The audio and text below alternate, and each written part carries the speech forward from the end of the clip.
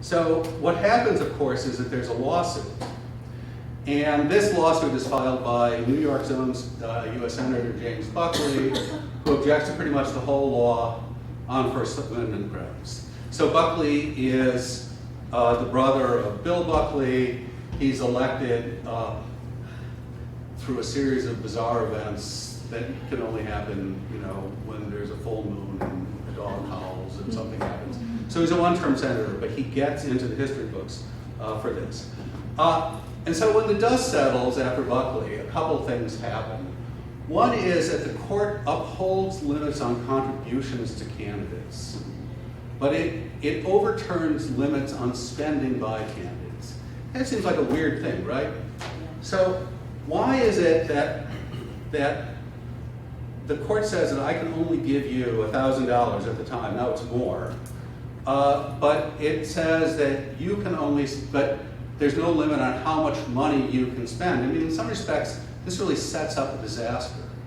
And the disaster that it sets up is if as a candidate, if my quest to spend money is limitless, but my ability to raise it is limited by campaign spending limits, then this just creates a sense of rising panic. Okay, I don't really believe that. I mean, I think that it doesn't really matter whether I could raise $1 million or $1 billion. I would want to raise $1 more. It doesn't really matter. But it's still a sort of bizarre thing. And so the court reasons that there's a First Amendment issue here, that when it comes to campaigns spending money, this relates directly to speech, because campaign spending is the megaphone by which speech is heard. And if we limit this, we limit speech. So why doesn't the same logic apply to spending the money given to candidates? Well, here they say that that logic doesn't apply, and the logic that does apply is that the fact of the donation, not the amount of the donation, essentially serves as the speech itself. So it doesn't matter whether I give you $5 or $500 or $5,000 or $5 million, the latter two amounts which would be illegal. The donation is the speech itself, and it doesn't matter how much I give. And furthermore, contribution limits are necessary as a prophylactic to limit possible corruption and limit the appearance of corruption. So this is all about the effort to combat corruption and appearance of corruption before it starts. Now the crazy stuff begins. You thought that was a little bit weird. Here's the crazier thing. It says that it doesn't feel comfortable with limiting how much money independent outside spenders can spend on behalf of a campaign. So the original law basically said that if you're running for office and all your friends want to just get together and put together an ad on your behalf and publicize it on their own, they have to, there's a stringent limit on how much they can spend. The court strikes this down and says outside spenders can spend as much as they want. Well, how does this interfere with this question about the appearance of corruption, right? If I'm running for office and all my friends, or maybe not all my friends, but a bunch of my well-wishers who would like me to support their tax policy, get together and spend $5 million on my behalf, that would seem pretty weird, right? That would sort of undercut this appearance of corruption business. And in fact, it might undercut this actual corruption business, because when I get into office and the lobbyists for this group of people who spent $5 million on my behalf will come in and say, hey, dude, how about that $5 million that we spent? And so what the court says, and you have to appreciate this because the court is still in exactly the same place that it was before. It says, well, if they didn't tell you about this beforehand, thus the word independent, then you had no way of knowing about it. So there's no potential quid pro quo which could occur or that could be suspected of occurring. So wrap your heads around that if you would like, right? It's the surprise party that you didn't know about. You have no gratitude to the people who threw it to you. You only feel gratitude to the people who threw you the party that you helped them plan.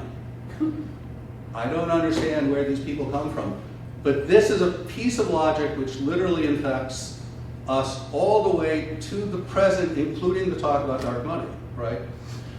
And then finally, with respect to public funding, it upholds public funding, and it says that if a candidate accepts public funding, they also are forced to accept a bunch of other limits.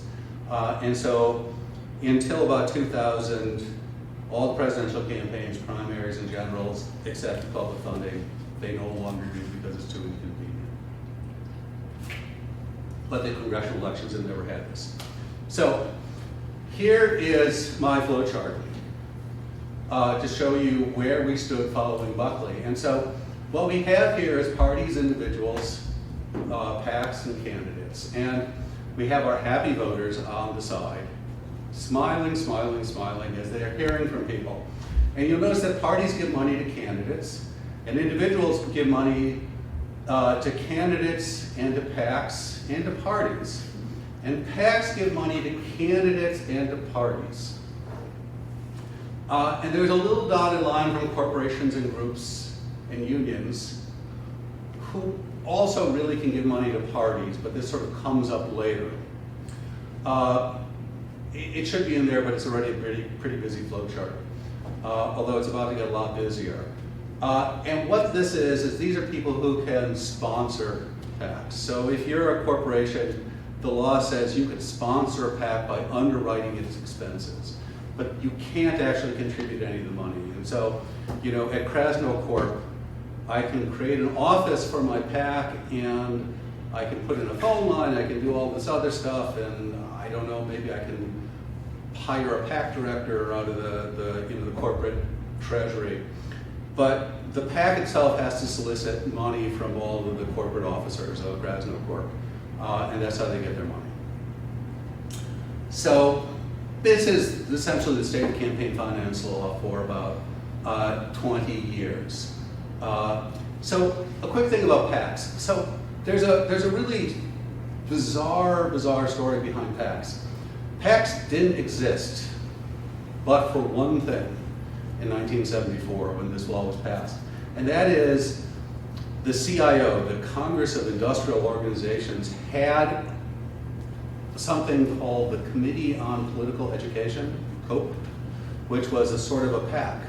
And they really liked their PAC, and they couldn't imagine life without their PAC. And furthermore, they couldn't imagine that anyone else in the whole world would create a PAC. So they lobbied Congress to get political action committees written into the law so they could keep their one thing. And so immediately after the law was passed, a lot of other labor unions said, well, shit, why don't we do this too? And so for an election cycle or two, it was a lot of labor union PACs. Well, guess what happened? There are a lot more corporations and labor unions in the world, and very, very quickly, they caught up and passed the unions. And this represents, the reason I'm telling you the story is that this represents one of the things that you always have to remember about campaign finance, which is everybody is always impressed with their own innovation, and they never believe that anyone else could possibly pull it off, except that they always do, right? So one of the things about campaign finance is that any innovation, whether it's soft money or dark money or coordinated campaign fundraising committees or blah, anything that's invented and is used by one set of candidates or one party quickly is seen, because it's all, it's a relatively public operation, right? It's all seen and everyone goes off and does the same thing. And so one of the things that's sort of frustrating about this, from my standpoint, is that,